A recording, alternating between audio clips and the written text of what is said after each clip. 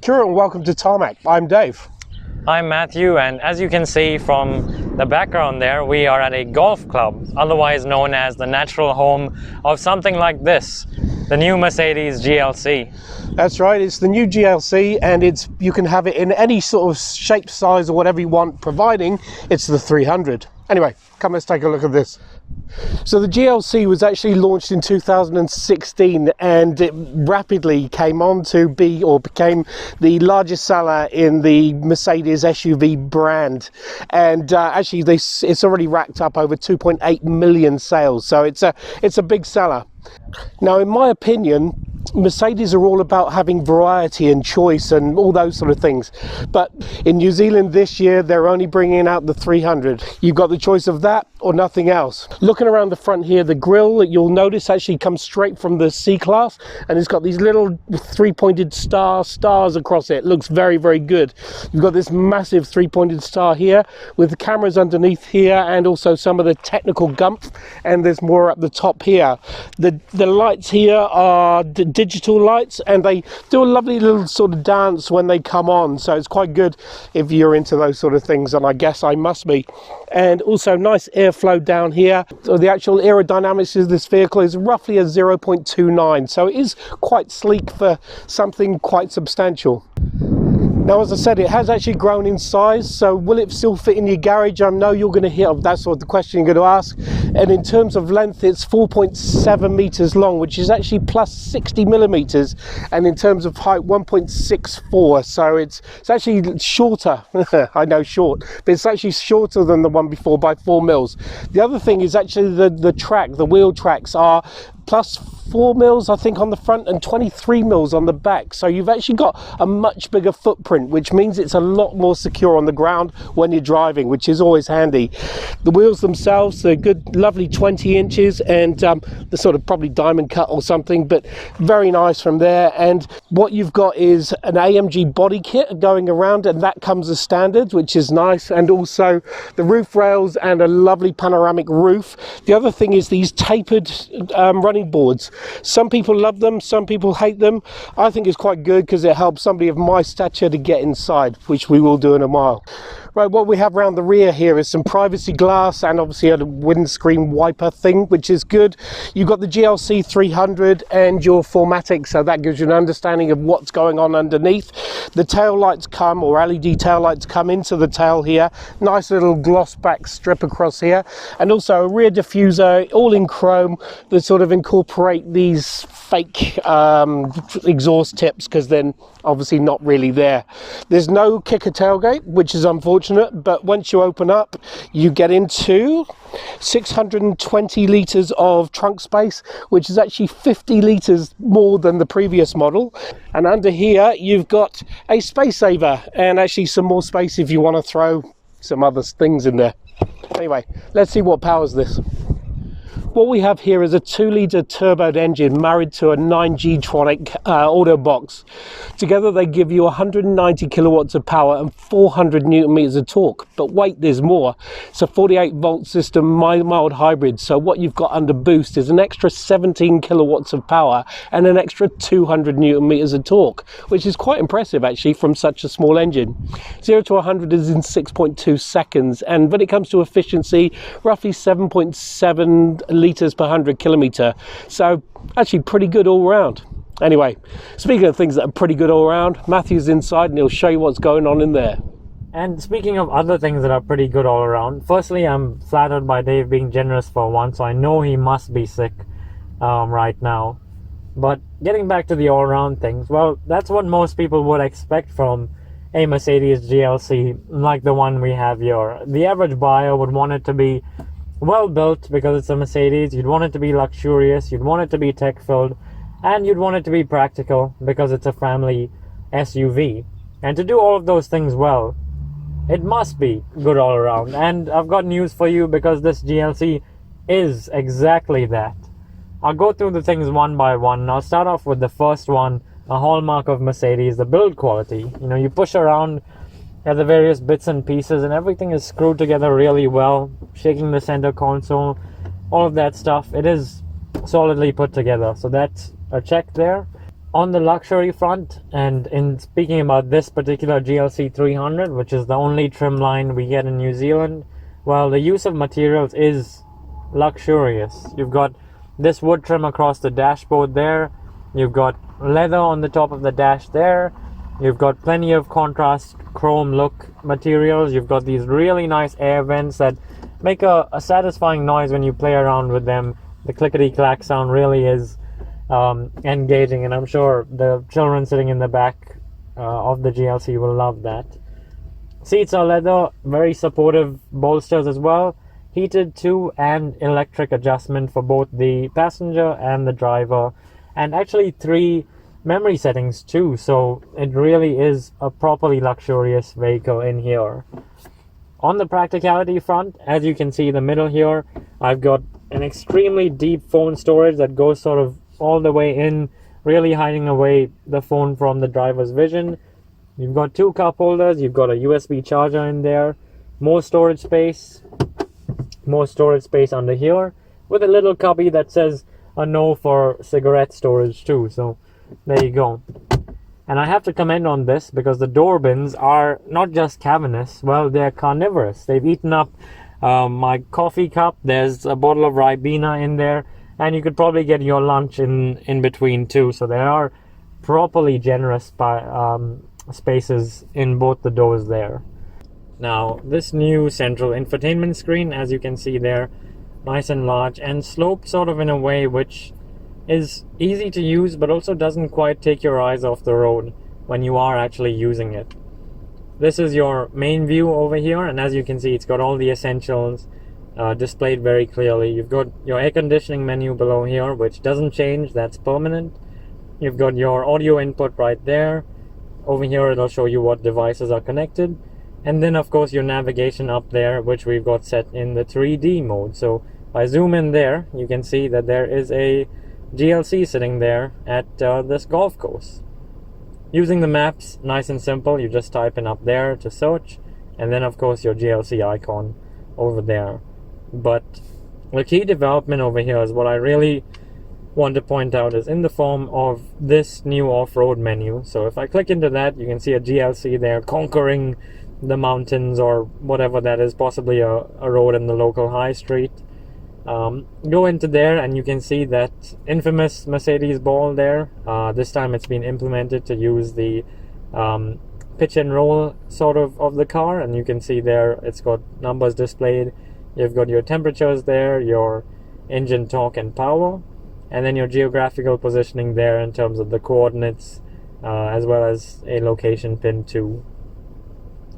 The really big development here though, and just before I go there, it has hill descent control, as you can see there, but is this, the transparent bonnet camera. Now I click into that and you can see all of a sudden a view of the front of the Mercedes GLC there, wheels, and then the ground around it. And this is a really intelligent off-road feature for when you're going over sort of hills and mounds, if you like, where you can't see over the bonnet. This is an excellent help to show you if there's a steep drop on the other side or what happens to the land effectively, allowing you to prepare both yourself and the system for what's going to come next. So really big development there in terms of that transparent bonnet.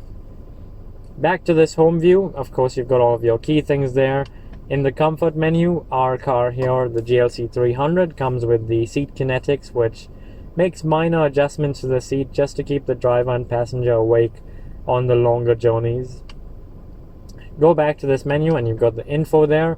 Really cool sort of display here. And we did actually have the mileage or the efficiency at 8.3 liters per 100 Ks earlier. It's gone up now because we've been running the car at idle, but that's really cool. So it shows that you can get to very close to the manufacturer efficiency rating, even with sort of more spirited driving, as you can see there, and more efficient driving on a combined cycle rather. Flick through to the engine there, you can see your accelerator, brake, once again your pitch and roll, and then through to the engine there where you can see even the turbo boost pressure, as well as your torque and your kilowatts. So there is a lot of information available on this infotainment screen there. Now, the driver's instrument cluster in front offers plenty of data, as you can see there. In the more traditional view, which is what we have here, you have your speed on the left, your petrol gauge on the bottom, rev counter on the right, and then a little charge and power meter there to show what your mild hybrid system is doing. And then in the middle there, you can have your trip data. There is, however, a lot of customization to do with this screen, which is really the key point of interest with it. So if I take a step back to the steering wheel, leather wrapped of course, and you've got your piano black buttons along there.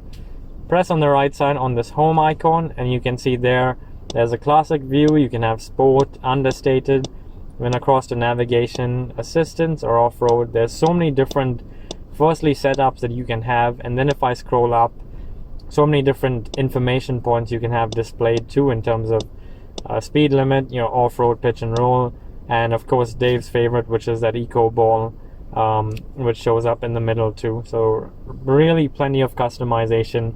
And again, another part of this GLC is of course that luxury offering of technology that is on offer in a car like this. Speaking of luxury, your favorite rear seat dummy Harry is in the back, and he'll tell you more about the space back there. So in the back of the GLC, first thing to point out is that in fact the steps are helpful to make it inside and out, because the axis is a little bit compromised. But once you are inside, there is a good amount of knee room, even for someone at my height. And it's one of those cars that you can really benefit from the sunroof by sitting in the back seats. It doesn't compromise headroom at all. It's very comfortable here for me. And the choice of materials is again very, very good, even to those that are here in the back. One thing that is very good to point out is that the awesome Burmeister speakers, they make their way in here with all the care that Mercedes usually put on them. And even though you don't get 3-zone climate control, you will get those very clicky air vents for you here to use in the back. And a very interesting oversight is the lack of charging ports whatsoever. There are no charging ports in here, so it means that if people start to run out of battery on the long trips, they'll just have to bring the windows down and look out to the road.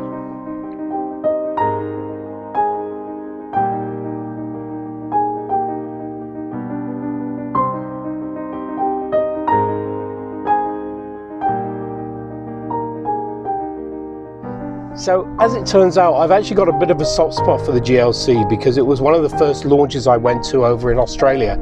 And so it was 2016. It was really good. Great introduction to the Mercedes brand, and also the fact that they adopted a really nice SUV. Since then, they've made a few alterations to it, made it enhanced it, given a couple of facelifts. But now this one just feels so much better on the road, and even though you get the choice of one, it's a good one to go for. I mean, when they launched it in New Zealand, the New Zealanders loved the GLC so much, and loved one particular model so much, the GLC 300, that they decided for the second generation car, nope, let's scrap the range and give the people what they want and what they've been ordering, and this is what we've got. Give the people what they want. That'll never catch on. As far as the vehicle goes itself, it's just the normal GLC but bigger, if that makes sense. The footprint is a lot more secure on the road. Having a larger wheelbase, well, a larger track just gives it so much more confidence when you put it into corners. And the pickup of this vehicle, I mean, once you put it into, once you stamp on the accelerator, it just goes so quickly. It's a real surprise for such a small engine, big car to produce so much.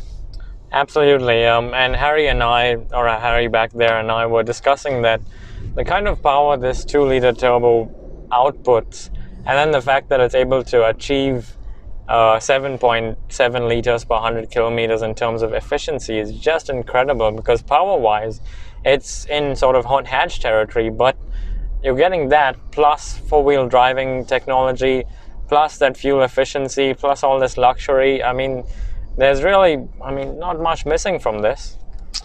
Absolutely. Then, as far as the normal stuff goes, from visibility all round is great. Even from the back, there's plenty of rear vision once Harry gets out of the way, and big windscreen out front. Everything seems to be okay, and of course it's covered in Mercedes ADAS stuff, so it is safe and secure and beeps when it needs to and makes sure, well, it'll park itself. It just does everything that a Mercedes should do, and then some. It's a proper luxury vehicle. It gives, I think, plenty of comfort, plenty of practicality, all of those things that you want in your family SUV, plus, of course, all the trimmings that come with the TriStar badge, of course. And I think Mercedes have very much made a point with these new generation or new series of cars of making technology so good, in fact, that it becomes like a luxury item. And that's definitely what this car has through and through, not just in the infotainment screen or gauge cluster, but also down to the digital headlights, for example, you know, all of those bits and pieces. I like the idea of the transparent bonnet, but I don't know how much I'd use it. Could be quite good as a party trick to show. Actually, I might lay my son. No, I can't say that, but I might put some stuff down and just see if I can pick it up on the way through. But it's. I think it'd be nice if you are going to go off-road with it to use those sort of things, but I don't know how many people are going to go off-road with this vehicle, to be fair. It's, in terms of the people who will buy it, honestly, this is more a town SUV rather than a country one. But I mean, there's no sort of, no issues with that. That's what the buyers want, that's what they use it for.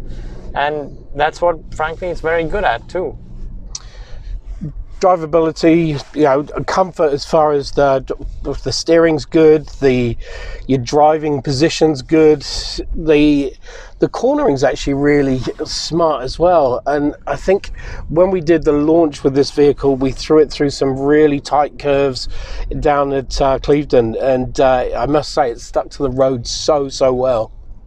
Absolutely, and depending on where you are, you can explore one of those 4 driving modes that are available. So you've got individual, you've got comfort, sport, and then of course your off-road mode. And really, you know, kudos to Mercedes, because even though most buyers of this car will use it for town use, as we spoke about earlier, they've really gone deep into developing that off-road technology and all the support systems that come with that. So it isn't lacking in any sense when you do need to take it off-road and those sort of rare eventualities.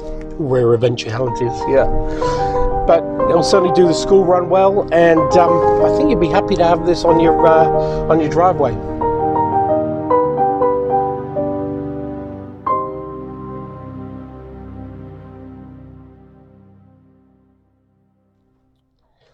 So there you have it, the new Mercedes GLC 300 4Matic, that's 3.4, but there's only one, so petrol engine, really peppy and so much torque, and when you put your foot down it does really pick up well. I mean, there's plenty of oomph under your right foot.